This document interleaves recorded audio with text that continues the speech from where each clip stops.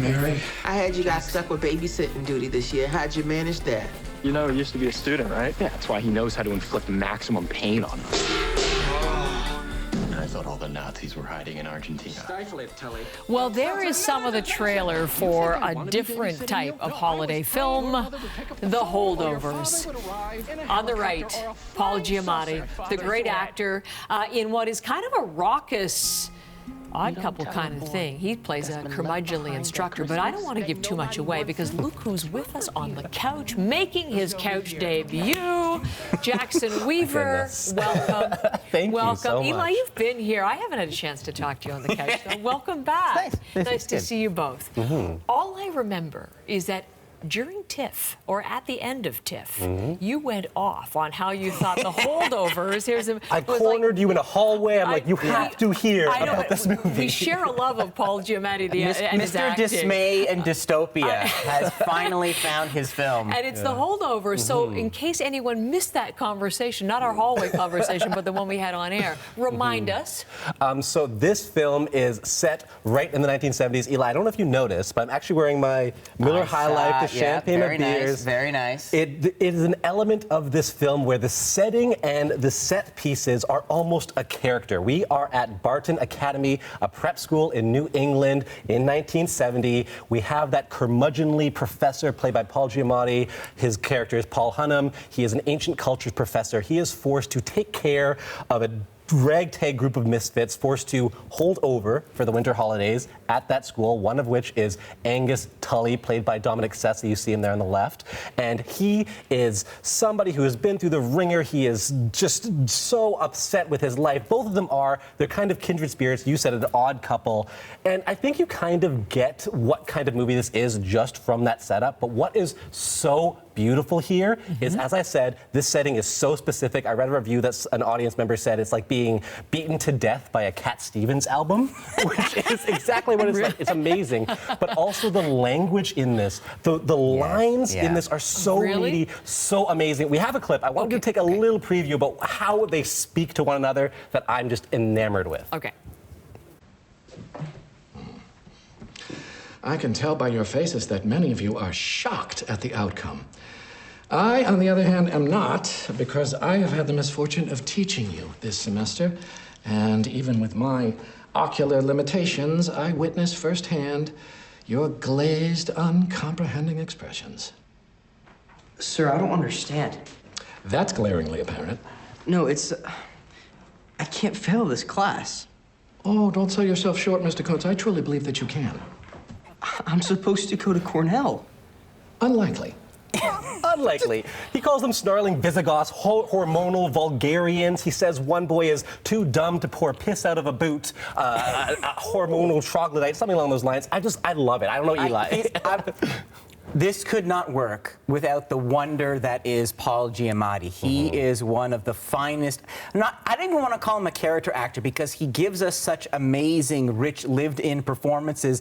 And he plays this guy who is like this bug-eyed. Like literally, his eyes don't really work in the same way that they should be. He loves history, hates his students, and to see him tearing into his students with aplomb. There is an insult he levels at someone at one point in this film, which I will not say for the morning audience, but it was so well delivered that like I laughed at the words and then I laughed again just at the moment, and then I had like a third just like savoring how beautifully those barbs tripped off his tongue. The wonder that is Paul Giamatti. Is that what you said? That I know we're all fans of his, but he's not the only factor in this movie. Tell us about. I mean, this is a reunion, is it not? The director of Sideways, Alexander Payne, back in all of this. So tell us about some of the other characters and maybe some of the other people involved. I mean, Alexander Payne is directing this. He was at the premiere at TIFF. He was telling the audience how he had wanted to make a story about a prep school for years and years and years, but he didn't have the lived experience. He didn't know what it was like to be there. But he was approached by another writer who pitched him on a series about his own life, a writer who went to a prep school. That's what's interesting is that normally Payne writes his own material, which is so sharp and acerbic, but this is a little different, right? It's a little different, and it works so well. And he got the opportunity to write it as a prep school set place. They also went and searched for actual prep school students to really get that vibe. Okay. And Dominic Sessa, that the misfit, his accomplice there in the movie, was a student at a prep school by the name of Deerfield Academy. They submitted 12 different students to go So and... he's the real deal. He's the real deal. He's not only a prep that. school student, he had never acted in a film ever before. He had done like school theater productions, but this is his first ever movie, He is film, so good TV at it. role. He is just like, you're going to see him everywhere because it's that perfect kind of outsider, everyman. But then he's acting alongside titans. I know you want to talk about Divine Joy. Oh my goodness. So there's a third character, a third element to the story. We saw probably on the poster there is the teacher, the student, and also the school cafeteria, the cook, the cafeteria manager, Divine Joy Randolph. Oh my goodness, her powerful performance here is astounding. It grounds what is both a comedy, both a tragedy. Now, her character is the chef there. She had worked at that school for years to be able to get her son to be able to go to this very expensive school. He went through the school. This isn't a spoiler, it happens right at the outset, but he died in Vietnam recently. So she is bottling up this grief that just spurts out at a few specific occasions in this movie, and it wrecks you. And it makes the tone of this movie so dynamic and so varied in a way that it is just as much a comedy as it is a drama, as it is a tragedy. I think what's interesting is, like, even with the professor and then the student, that they basically kind of get stuck together. And then as the movie moves on, it's almost like a road film as they go on a little field trip, per se. All these characters are lost in different ways, and they are starting to connect with each other in surprising ways. I think we have another clip. Take a look. Let's watch. Now, most of the kids dislike you, pretty much hate you. Teachers too. You know that, right? I find the world a bitter and complicated place, and it seems to feel the same way about me. I think you and I have this in common. I don't think I've ever had a real family Christmas like this before. Thank you, Mary. You're welcome.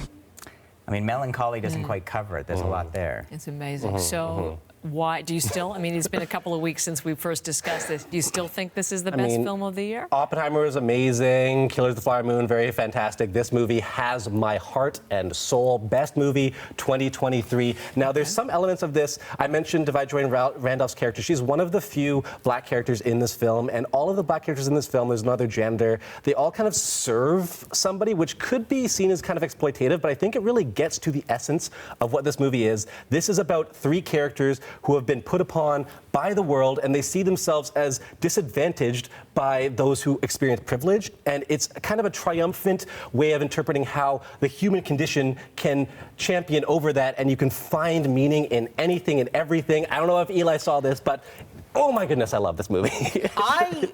I felt that this, in trying so hard to come off like a film from the 70s, complete with the opening credits, you know, the Cat Stevens, the acoustic kind of wallpaper, that it felt more like a movie trying to be a simulation of a thing than something that was authentic. So I would see this for the performances. I would see this for the snarling Visigoths and Paul Giamatti and the amazing debut of that young actor. But in terms of Alexander Payne, I think because he's working with someone else's material and, again, trying to be like, I'm going to give you a movie that feels like this time period instead of just making his own film, I think there's something missing there. So to me, it is not the movie of the year. Okay. But Who worth it wants for to give the performances. number first? You go. You All go. right, so, All right, so we Jackson. don't give a fight on this couch. Come out to beat him. Right here. Well, got to have a pillow fight. Okay. We're ready for that. For the star rating, 5 out of 5 stars. Because he can't go Perfect any higher. holiday movie. I would give it 6 if you had another star lying around.